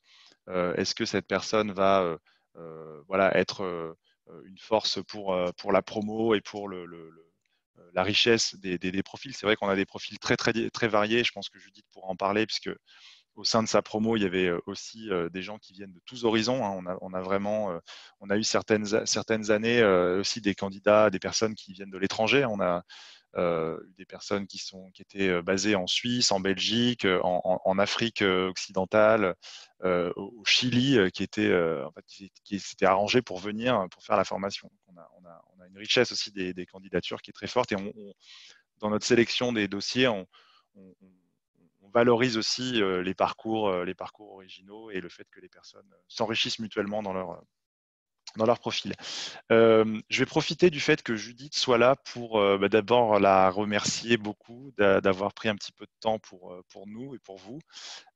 Judith, je vais te laisser la parole. Je vais d'abord en 2 minutes juste rappeler que donc tu as fait le certificat français du fundraising en 2016-2017. Tu faisais donc partie de la promotion 12. Hein. Tu as eu un parcours qui a beaucoup changé, évolué depuis la formation. Ça serait intéressant que tu partages ça avec les candidats aujourd'hui ou les personnes qui songent à candidater. Donc, ce que je te propose, et je vais te laisser la parole, c'est que en quelques minutes, tu te présentes, tu nous dises un petit peu voilà, qui tu es, où tu en es dans ton parcours professionnel. Pourquoi tu avais voulu faire cette formation à l'époque, si tu t'en souviens, ce que tu recherchais en fait avant de commencer. Et peut-être ensuite, comment ça s'est passé cette formation, quel souvenir tu en gardes, ton ressenti, des événements marquants par exemple. Et puis on conclura peut-être avec ce que le certificat t'a apporté depuis, les choses que tu penses ont changé après ce passage dans cette formation. Et évidemment, si tu as des conseils pratiques aux personnes qui souhaitent faire la formation, c'est aussi, à mon avis, très apprécié. Donc, merci beaucoup, Judith, d'être là. Je ne sais pas si on t'entend pour l'instant. Je te vois, mais je ne t'entends pas. Alors, c'est peut-être le casque qui essaie de... Je ne pense pas qu'on t'entend. Ou alors, c'est moi qui... Non, je crois qu'on ne t'entend pas. Caroline, tu entends Judith? Non, je l'entends pas. Ouais. Judith, est-ce que tu peux regarder en bas à gauche, tu as un micro? Est-ce qu'il est bien activé, ton micro? Oui, il est activé, je le vois. Je pense que c'est plutôt D'accord. les Ok. écouteurs, le micro de l'écouteur. À la Ah, limite, ça... c'est vrai que c'est dommage Tu peux si... m'aider, s'il te plaît? Ah, ça y on est, t'entend, ça y je te est. vois. Magnifique, bienvenue Vous m'entendez? Judith. Ouais, on t'entend, Ouais, Judith, ça y est. super, J'ai appelé mon mari à l'aide, mais c'est trop bizarre. Bon, C'est bon, on t'entend parfaitement. super, magnifique. c'est bon. Non, ça va. Ok. Merci beaucoup, Arthur, et bonjour à tous. J'espère que tout le monde se porte bien dans cette période de confinement. Je vais reprendre un petit peu la trame d'échange que Arthur m'a suggéré. N'hésitez pas à me couper ou peut-être on se garde un temps d'échange juste après. Pour vous raconter un petit peu qui je suis. Donc, je m'appelle Judith, j'ai 37 ans. Je suis maman de 2 enfants. Je fais partie de la promotion CFF numéro 12. Pourquoi j'ai décidé de suivre ce programme et quel a été mon chemin de réflexion? En fin de compte, moi, j'ai débuté ma carrière professionnelle dans d'abord l'univers des médias, un petit peu en tant que journaliste radio chez RFI. Et très rapidement, j'ai quitté ce côté journaliste pour rejoindre l'univers de la communication. J'ai bossé pendant une dizaine d'années dans des grands groupes de communication, pour ne pas les citer, Hopscotch et le Public System, où j'étais en charge de clients B2B, B2C, dans différents secteurs, que ce soit l'agroalimentaire, la mode, beaucoup d'économie, beaucoup d'innovation. Et en fin de compte, pas mal de clients aussi qui, les dernières années, se posaient la question à agir vers de l'impact. Donc, j'ai commencé un peu à traiter ces sujets d'innovation responsable, d'innovation sociale et de développement durable. Parallèlement à ça, je suis quelqu'un qui a toujours été engagé dans le secteur associatif. Depuis l'âge de mes 15 ans, j'ai toujours été militante dans des associations, ou eu la chance de monter des mini-associations en tant qu'étudiante à mon niveau à l'époque. Et en fin de compte, il y a 3-4 ans, j'ai véritablement découvert que dans cet univers, il y avait des véritables métiers. On pouvait faire une carrière dans cet écosystème de l'impact, et pas forcément uniquement en tant que bénévole.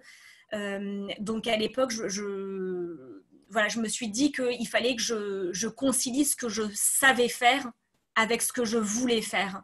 Et littéralement, j'étais arrivée au bout d'une histoire dans cet univers des agences, et il fallait que je retourne à mes premiers amours.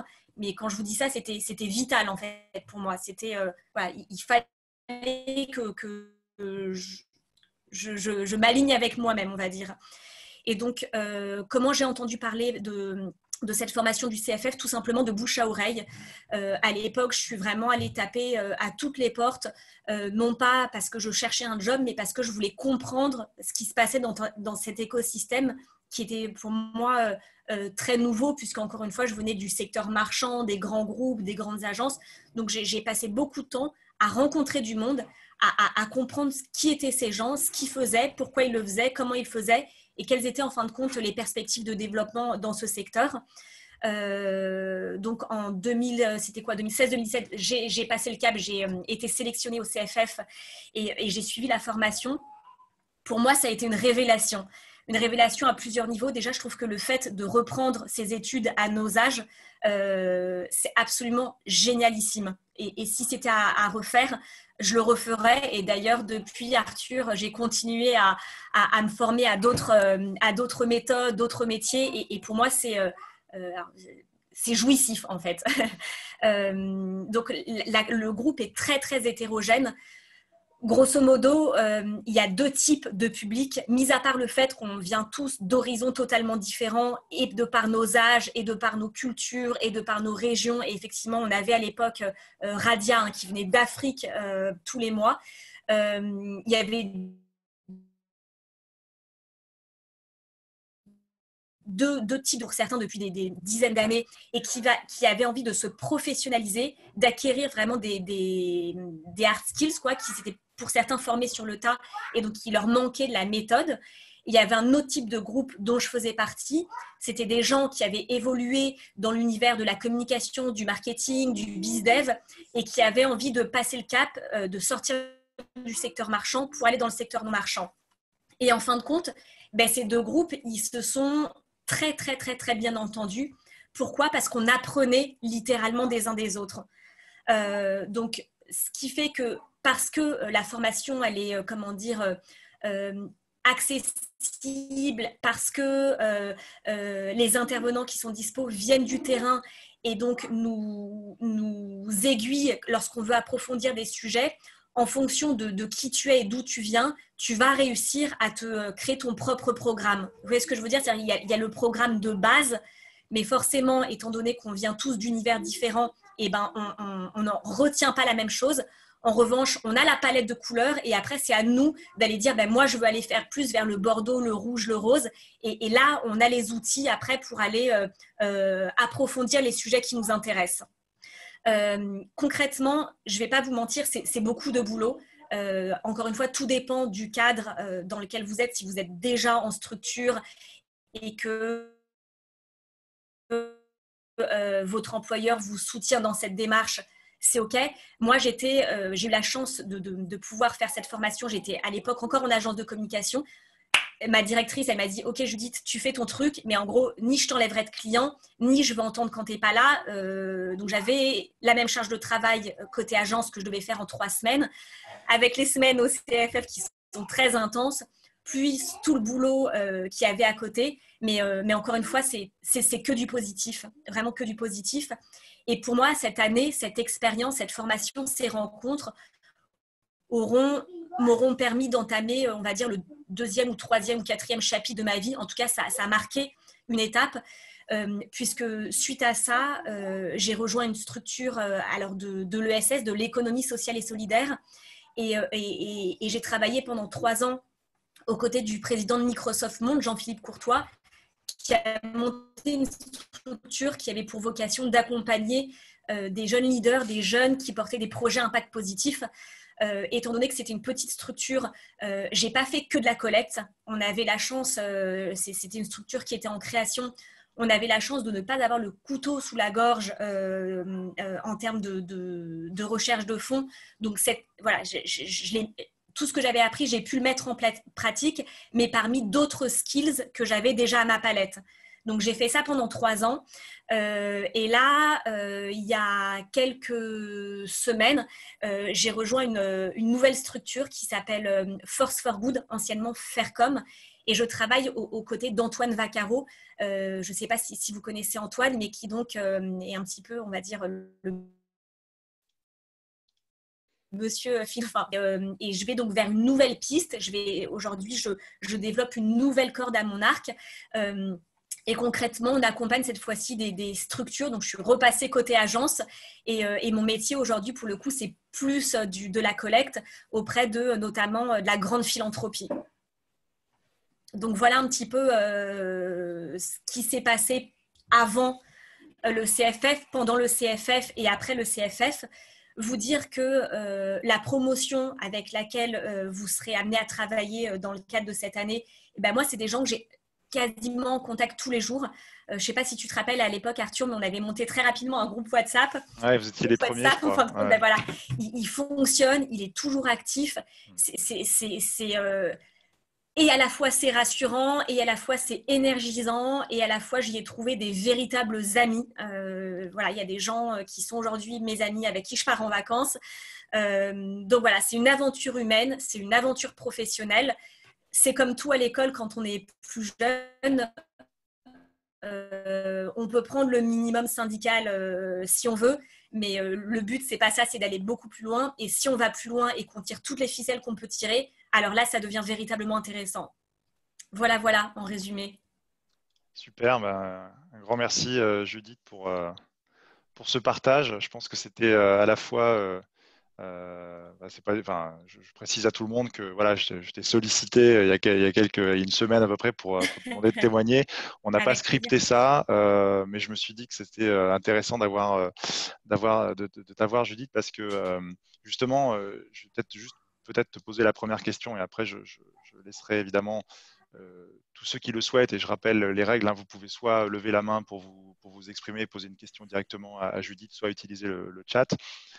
La première question que je voulais te poser, Judith, c'était justement le fait qu'aujourd'hui tu reviennes finalement, on va dire, après une expérience qui était plus une expérience de start-up où la collecte avait un rôle finalement peut-être un peu plus mineur. Tu reviens aujourd'hui à quelque chose de plus en lien avec la collecte auprès d'un des segments qu'on étudie dans la formation, qui est plutôt les grands donateurs ou les grandes fondations. Comment est-ce que toi tu vois ce parcours possible après la formation, parce que c'est vrai que ça ouvre potentiellement à des choses qui ne sont pas que la collecte. Est-ce que tu as d'autres personnes dans ta promo qui ont eu des parcours un peu variés après? Est-ce que, à ta connaissance, ils sont aujourd'hui tous dans la collecte? Enfin, comment ton regard là-dessus m'intéresse? Alors, ceux qui étaient dans la collecte, je pense que pour beaucoup sont restés dans la collecte et pour certains ont changé de structure parce qu'ils ont, on va dire, gagné en confort, en aisance, donc ils ont pu aller vers d'autres environnements qui les intéressaient. Et les personnes qui, comme moi, venaient du secteur marchand, je pense notamment à Sophie, oui, on a réussi à faire la bascule. Et moi, ce qui m'intéresse aussi, je ne sais pas si dans le groupe, là, il y en a beaucoup qui ont un peu mon profil, qui viennent du secteur marchand ou d'horizons différents. Non, personne ne lève la main ou je n'arrive pas à voir tout le monde. Si, il y a des petits plus, en fin de qui, compte, moi, ce que je trouve... oui, il y a des... Attendez, je place vite fait. Il y en a qui sont dans mon cas, ouais. En fait, pour moi, comment dire, les jeux de cartes sont en train complètement d'être battus. En fin de compte, aujourd'hui, tous les acteurs cherchent à faire de l'impact, que ce soit les entreprises, les ONG, bien évidemment, le secteur associatif, cette jeunesse qui entreprend, qu'on qualifie d'entrepreneurs sociaux. Tout le monde cherche à faire de l'impact, à faire du for good. Donc, en fin de compte, les skills des différents univers commencent à dialoguer de plus en plus. Et en fin de compte, à l'époque, ça me fait rigoler. J'ai eu des portes qui me sont fermées, mais très honnêtement, quand j'ai cherché à rentrer dans le secteur non marchand avant le CFF, on me regardait avec des yeux mais en disant mais espèce de folle, tu viens de grosses agences, qu'est-ce que tu viens nous emmerder avec ton parcours et tes compétences? Et aujourd'hui, ces profils-là qui viennent de l'extérieur sont pour certains davantage recherchés parce que comment dire, les méthodes, les réflexes du secteur marchand sont recherchés dans le secteur non marchand et même que les secteurs, les skills du secteur vont vers l'impact. Je ne sais pas si c'est clair ce que je dis. Voilà. Ça a été coupé sur la fin, mais en tout cas, on entend bien dans ton témoignage le fait que les frontières entre le monde marchand et le monde non marchand ont rarement été aussi floues et fluides, et que justement, il y a beaucoup de choses qui peuvent se transférer d'un secteur à l'autre. Je vois que Sandrine a levé la main juste avant. Avant de donner la parole à Sandrine, je vois qu'Odile a laissé un message Ouais. dans le chat. Peut-être le point qui a le plus apporté dans la formation, est-ce qui a été le plus difficile? Et puis après, il y a l'objet du PSF, mais ça, c'est plus descriptif. Qu'est-ce que tu as trouvé le plus difficile, peut-être, Judith, et qu'est-ce qui t'a le plus apporté? Ce que j'ai trouvé le plus difficile, c'était cet agenda qui devenait complètement chamboulé le temps d'une année. Comme je vous le disais, moi, j'ai pas eu d'emploi du temps vraiment aménagé du côté de mon employeur, donc c'était vraiment une charge de travail en plus. À l'époque, mes enfants étaient plus petits qu'ils le sont maintenant, donc c'était pas évident. Donc, on va dire vraiment, c'était ces journées, ces semaines et ces mois à rallonge. Mais bon, voilà, avec de l'huile essentielle, avec des vitamines et avec du soutien des proches, ça le fait.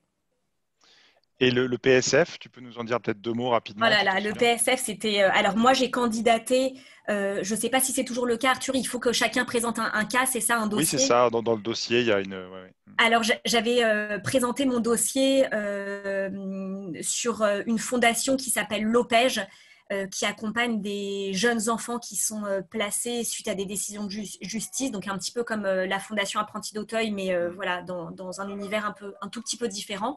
Mon projet n'avait pas été retenu. En revanche, j'ai eu la chance de travailler donc avec 2 super personnes, Laurence et Manon.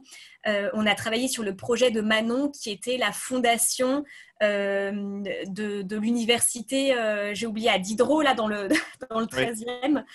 Donc, c'était pas facile. C'était pas facile parce que c'était un environnement que je connaissais pas du tout, avec des gens que je connaissais pas du tout, avec une organisation qui était extrêmement compliquée pour récolter les informations, pour aller dialoguer avec les uns et les autres. Donc, c'était difficile. En plus, nous, dans notre groupe de 3, on venait pour le coup d'environnements différents, donc on ne se comprenait pas.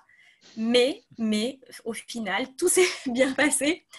On a appris à se connaître, on a appris à faire évoluer nos méthodes de travail et on a appris à se mettre dans un sujet qui n'était pas le nôtre. Et ça a été riche d'enseignements, vraiment super. Et finalement, notre oral, je pense qu'on avait fait un bon oral, ça s'était bien passé.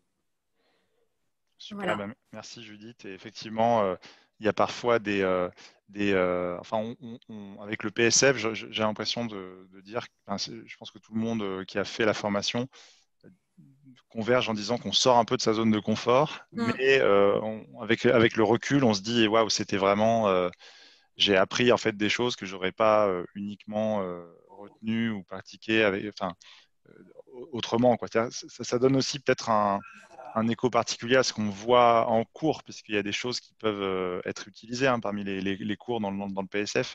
Il y a une dimension remise en question ou décentrement qui est assez forte en tout cas dans certains PSF. Mais je pense que ça fait partie en fait de l'expérience. Et je sais que tout ce travail pour les personnes qui travaillent sur leur propre projet, je sais que les travaux qui sont fournis comme ça en groupe ont été extrêmement utiles pour l'après dans leur structure, littéralement. Ça, c'est magnifique. J'en disais 2 mots justement avant que tu arrives. Je vois que Laurence a la main levée. Laurence, si vous voulez poser une question, allez-y. Oui, merci. Bonjour Judith. Bonjour Laurence. Moi, en fait, je viens plutôt du secteur non marchand, qui est celui de la musique.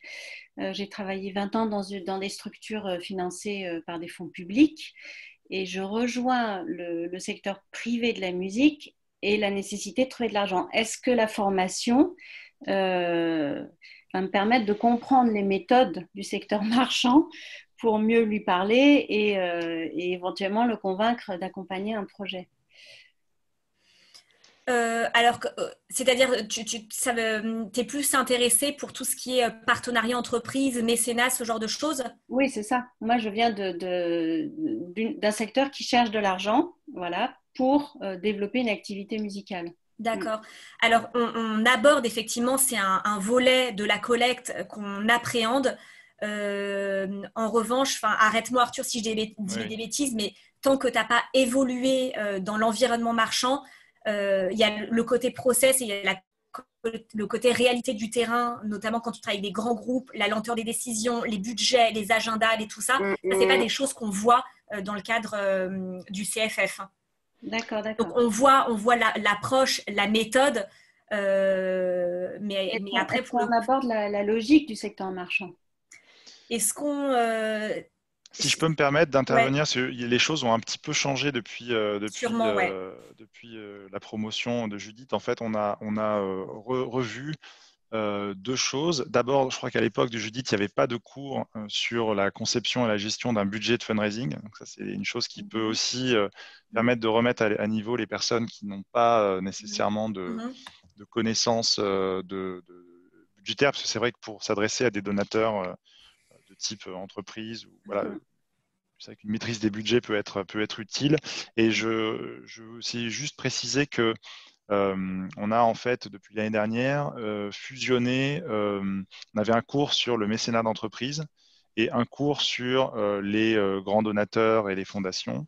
Et en fait, depuis l'année dernière, on a décidé de les fusionner pour faire une journée entière autour de ce qu'on appelle les donateurs stratégiques, ou en tout cas où les montants collectés vont être importants et où l'approche est forcément personnalisée, en contraste avec l'approche on va dire, de collecte auprès du public, du grand public, où là, vous allez avoir une approche plus de masse en utilisant le marketing direct notamment, mais pas seulement.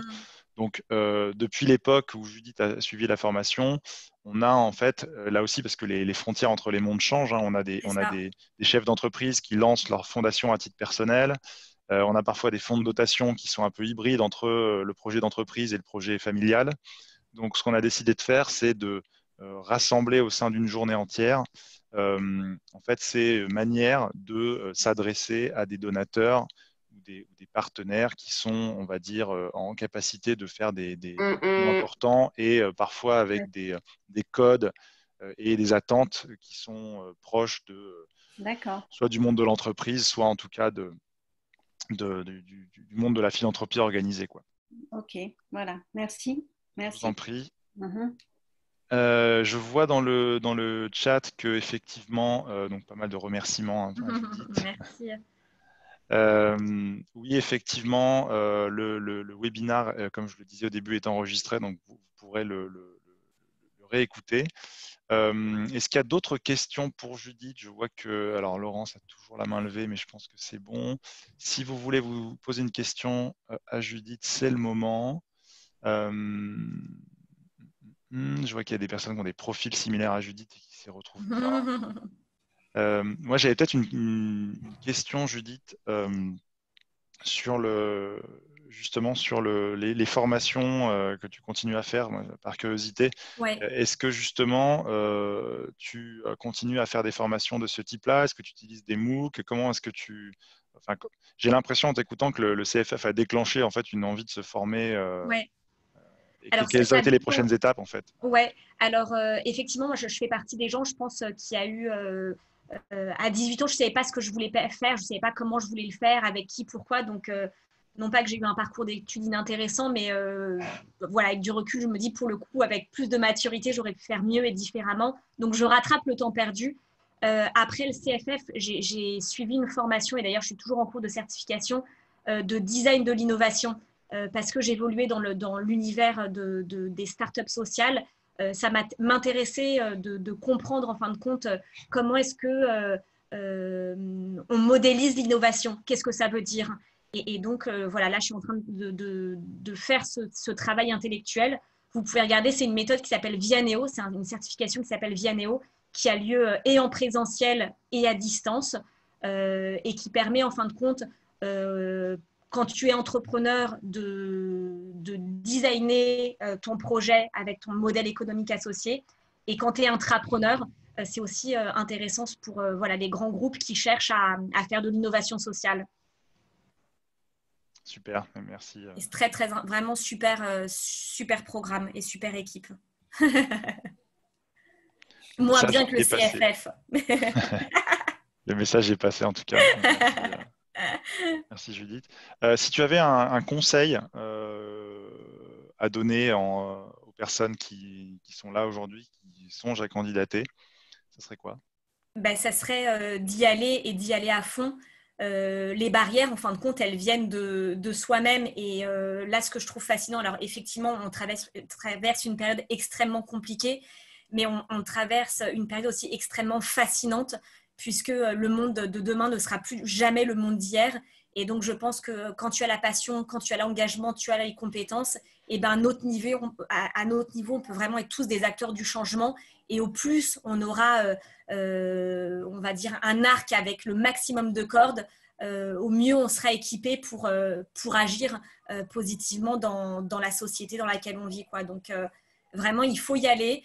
Il faut y aller à fond, il faut profiter, il faut essorer les intervenants. Voilà, faut pas hésiter parce qu'ils sont toujours disponibles et même quand ils sont des agendas hyper chargés, ils trouvent un moment pour prendre un café, pour discuter ou autre. Est-ce que le format avec le tuteur existe toujours, Arthur? Oui, toujours. On a le tutorat qui accompagne les groupes PSF. Magnifique, magnifique. Et ça, c'est magnifique. Merci Judith. Il y a une question intéressante de Lionel. Je pense que Caroline pourra aussi y répondre. Je vous pose la question à toutes les deux, Caroline et Judith. Qu'est-ce qui se passe après le certificat pour les personnes qui venaient plutôt du secteur marchand? Je sais que dans ta promo, Judith, tu n'étais pas la seule. Bon, j'imagine que chaque cas est unique, mais si je devais répondre, moi je pense que les personnes qui souhaitaient faire passer le pas dans le secteur de l'intérêt général ou de l'impact l'ont fait. Moi, Ouais, j'ai plutôt ça comme expérience et en sont contents, ils sont restés. Je ne sais pas si Caroline et Judith, vous avez le même son de cloche. Ouais, je pense. Hein. Sophie, elle est chez Emmaüs. Qui est-ce qui a bougé aussi Non, il y a eu des parcours vraiment intéressants. Laurent, qui était au Téléthon, il est maintenant à la Fondation Super-Héros. Donc voilà, vraiment, je pense que chacun, on avait tous des objectifs différents. J'ai le sentiment, en tout cas pour ceux avec qui on est encore en contact aujourd'hui, que chacun a atteint son objectif, en tout cas personnel et collectif. Et il y a eu pas mal aussi de changements, même pour les personnes qui n'ont pas changé de secteur, comme tu disais Judith, qui ont trouvé un job dans une autre structure, qui ont par exemple changé de thème, c'est-à-dire des gens qui étaient dans la culture et qui maintenant sont dans alors ça l'innovation complètement, sociale. ouais. Littéralement, ouais. Si je peux juste apporter un élément supplémentaire, c'est toujours d'après l'enquête que l'on a menée sur les 2 dernières promos, effectivement, 89% des personnes interrogées de ces 2 promos sont toujours 6 mois après l'obtention du titre, donc du certificat français et du titre RNCP, sont toujours dans l'emploi visé. Donc, ils avaient une vision d'un métier, ils l'ont eu et ils l'ont gardé. Les 89%, c'est beaucoup. En fait, les 11% restants, c'est rien. C'est que des fois, on est c'est une enquête à l'instant T et on est entre 2 postes. Des fois, on quitte un CDD et on part sur une autre mission. Et au moment où on mène cette enquête, effectivement, la personne est entre deux fonctions. Donc, effectivement, ce 11%, c'est un peu ça. La répartition, c'est en majorité et essentiellement des cadres, c'est des CDI. Il y a quelques CDD, mais très peu. Et il y a quand même 10 à 15% de personnes qui se mettent à leur compte, qui créent une structure et qui conseillent dans la collecte. Donc ça, c'est un peu la vision qu'on a eue et qui est assez intéressante. Donc, moi, le retour global que je peux vous donner, c'est ces éléments-là. Ouais, avec moi aussi un point c'est vrai que dans les dernières promos que j'ai connues, quand j'ai repris la direction académique du programme, c'est effectivement, j'ai en tête plusieurs personnes qui soit se sont lancées à titre individuel dans le conseil à des structures qui font de la collecte ou qui veulent faire des partenariats, soit même qui se sont mis à plusieurs pour faire un collectif pour répondre à des appels d'offres. Donc, ça peut aussi mener à ça. Certaines personnes ont envie de rentrer dans des projets plus entrepreneuriaux. Je crois que dans ta promo, Judith, il y a aussi, il me semble qu'il y avait Fabien qui a complètement lancé un projet entrepreneurial là, il y a quelques mois. C'est tout récent. Je ne sais pas si on est en contact encore avec lui, mais effectivement, Fabien, il travaillait au CASIP. Donc, le CFF lui a permis, je crois, de prendre la direction de la fondation. Donc, ça, c'était vraiment un sacré challenge. Et après, la vie a fait qu'aujourd'hui, à titre personnel, il souhaitait revenir à ses premiers amours qui étaient plus évoluer dans le secteur de l'enseignement, dans l'éducation. Donc aujourd'hui, il est devenu entrepreneur dans ce secteur-là, mais rien nous dit que demain, il ne retournera pas dans la collecte. Donc après, il y a aussi les histoires de vie qui font que des fois, soit tu déménages, soit il y a un enfant en plus qui vient dans la fratrie. Enfin, c'est une combinaison de plusieurs facteurs. En tout cas, ça bouge et c'est intéressant de voir, de garder un œil sur ce que deviennent les anciens. En tout cas, on est très attachés voilà, comme le disait Caroline, à voir ce que font ceux qui sont passés par cette formation. Je regarde s'il y a d'autres questions ou si vous voulez qu'on termine maintenant. En tout cas, Judith, je voulais vraiment te remercier parce que tu as pris un temps précieux pour rencontrer tout le monde et je t'en suis vraiment reconnaissant.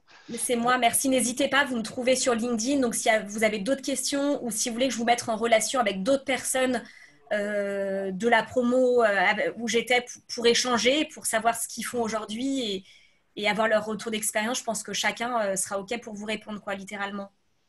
Ouais, LinkedIn est votre ami. C'est vrai que les anciens du CFF sont très actifs. Moi, j'ai toujours des échanges avec eux et donc c'est un bon endroit aussi pour vous tous pour aussi commencer à faire ou étendre votre réseau dans le secteur. Donc, Judith, un grand merci. Je pense qu'on va te libérer. Merci, portez-vous bien, faites attention. Ouais, merci à toi. N'hésitez pas à m'appeler ou quoi que ce soit. Prenez soin de vous. Merci Judith. Merci Arthur, à plus. Bye. Au revoir. Et donc, à vous tous, donc, je pense qu'on peut prendre peut-être quelques dernières minutes avant de clore pour rebalayer très rapidement, parce qu'il y a eu des questions dans le chat, les histoires de calendrier et notamment de candidature. Donc, je remets cette slide, Caroline, pour vos dossiers. Donc, je crois que l'adresse, c'est bien formation @fundraiser au pluriel.fr ou éventuellement mon adresse mail. De toute façon, les deux formations arrivent sur ma boîte mail, donc il n'y a pas de souci. Et puis, vous pouvez nous contacter aussi par téléphone, mais il vaut mieux utiliser le mail actuellement, c'est plus simple. Parce que, bon, on a beau avoir trouvé des techniques ingénieuses pour nous joindre, c'est quand même pas si simple. Quand je recevrai votre dossier de candidature, je vous ferai un retour comme quoi je l'ai bien reçu, pas vous inquiéter, ou je reviendrai vers vous s'il manque des dossiers, des pièces ou si j'ai besoin de plus d'informations. Donc, n'ayez aucune crainte, je suis vraiment très précisément les dossiers. Certaines personnes, j'ai lu des messages, ont aussi souhaité prendre contact avec moi. Donc, n'hésitez pas, envoyez-moi un mail, on fixera un rendez-vous téléphonique et je vous aiderai dans les montages de vos dossiers, il n'y a pas de souci, mais utilisez d'abord le mail, contactez-moi et on essaiera de planifier tout ça. Il y a eu pas mal de demandes là-dessus, pas de souci. Je suis à votre disposition. Oui, c'est super. Et donc, je tiens à rappeler qu'effectivement, pour vos questions concernant le dossier, les candidatures, votre point de contact, c'est l'AFF, c'est Caroline et son équipe. Et moi, je serai en fait plus en relation avec les... moi, je suis impliqué dans la sélection des dossiers et évidemment, après, dès que la formation commence...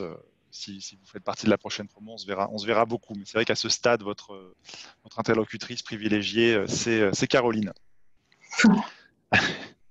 Est-ce que vous avez encore des questions? Donc, je crois que en tout cas, il y a certaines personnes qui nous remercient pour la présentation. Je vous rappelle juste qu'elle sera, donc elle a été enregistrée, elle sera disponible à nouveau pour ceux qui souhaitent revoir les détails. On m'a posé la question aussi dans le chat du partage des slides. Je ne sais pas, Caroline, si c'est quelque chose qu'on peut faire ou si on envoie uniquement le lien vers la présentation. On peut faire les deux. Ça dépendra de la demande. Si la personne préfère les slides, on enverra les slides. Et puis, oui, je pense qu'il n'y a pas de souci. À la demande, d'accord. Oui, à la demande, il n'y a pas d'inquiétude. Ok, donc si je vois qu'il n'y a pas d'autres questions, je vais vous remercier tous pour votre attention. J'espère que ce webinaire vous a apporté une partie des réponses que vous cherchiez ce matin. En tout cas, c'était un plaisir de l'animer avec Caroline. Donc, merci à tous.